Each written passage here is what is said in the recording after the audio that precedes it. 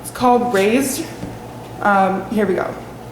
Going back just to be treated as a burden, I brace myself each time I return. Sought solace through self-isolation, I can't remember any other way. Always felt safe within my room's four walls, I'd leave only upon explicit request. Through all our conversations starting off well, they'd always end with me feeling saddened. Upset and in distress, always tired and drained, consistently blamed, it always me that was faulted. Self-esteem demolished over the years, feeling inadequate, attempting but unable to appease. My reaction to pain inflicted was my fault, not theirs. Therapy taught me that I did, but shouldn't personalize. Guilty for my feelings, invalid, unheard. Once I realized the burden I carried, the weight unbearable from a young age, a simple expression of being not all right, unleashed a storm or provoked a fight. The very foundation of my home quivered and quaked. From the heavy obligation, learned silence became. My thoughts and emotions suppressed to prevent any upset or conflict, depressed.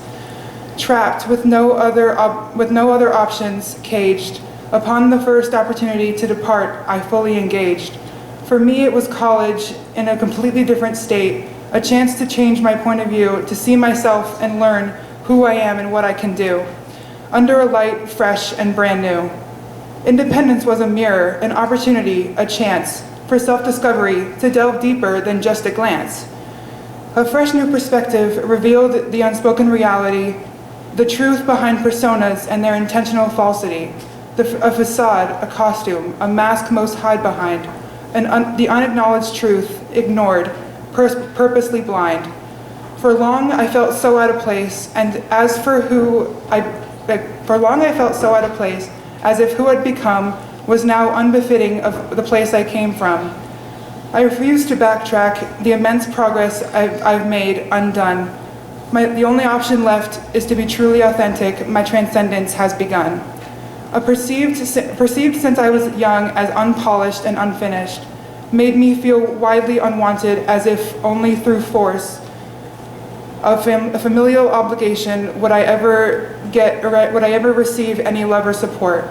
For long, I've craved love and acceptance from others until I realized love from within the self is in itself power. Undisputed, all-consuming, infallible, I now see, for it to be true, it had to first come from me. For years I'd acquiesce, yet always fall short, either hand-hidden faces, eye rolls, or they'd simply avert their eyes. I'd never be enough because I couldn't be societally defined. Born mixed and ethnically diverse into a community where everyone's the same. I've always stood out I've always stood out visually, the most put simple and plain. Brainwashed from birth by a society and my own community that I must don a mask and a costume, an inorganic persona if I seek to be accepted by those I saw as impervious to inadequacy. Mirror and mimic, follow all the trends. Only then, if you're lucky, you'll find lifelong friends. Despite my best efforts, I could never fully commit because it wasn't me. The persona, unsustainable, it just didn't fit. My natural is all that remains from the falsities stripped. Even though I assumed the persona only to please, those around me still not content, far from pleased. Not one ever thought, contrary to their beliefs, the me they knew wasn't actually me. The love and companionship I crave would never be mine unless I played the game, unless I wore makeup each and every day, taught that without it, none would look my way. A life without love means no one to hold, lonely and empty without purpose, but why? Upon falsified persona does love rely.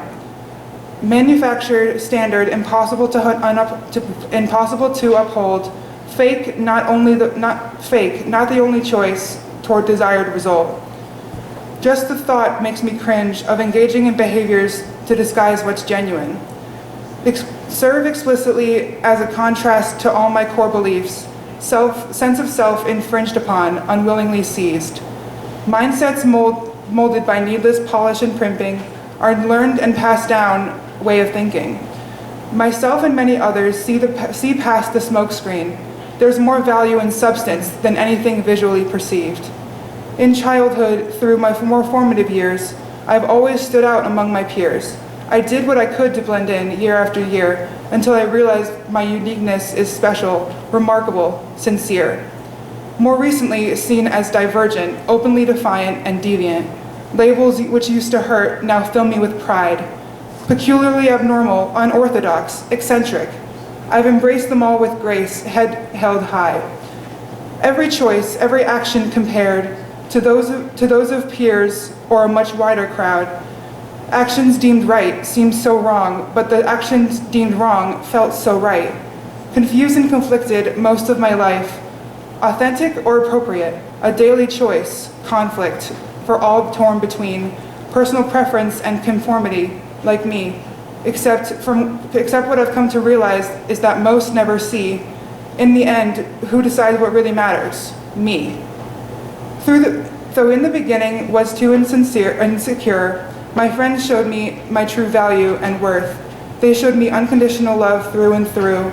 We love you, and you should too. No longer burdened by feeling broken or bruised, self-love in the acceptance, long overdue. I no longer feel as I did when I started, armed with awareness and perspective. I see clearer, much more perspective. I see clearer, much more perceptive, mature and evolved since I first departed. Once independent, my true self shone through. My self-love journey has only begun. Understanding who I am, what I want was progress. Only step one.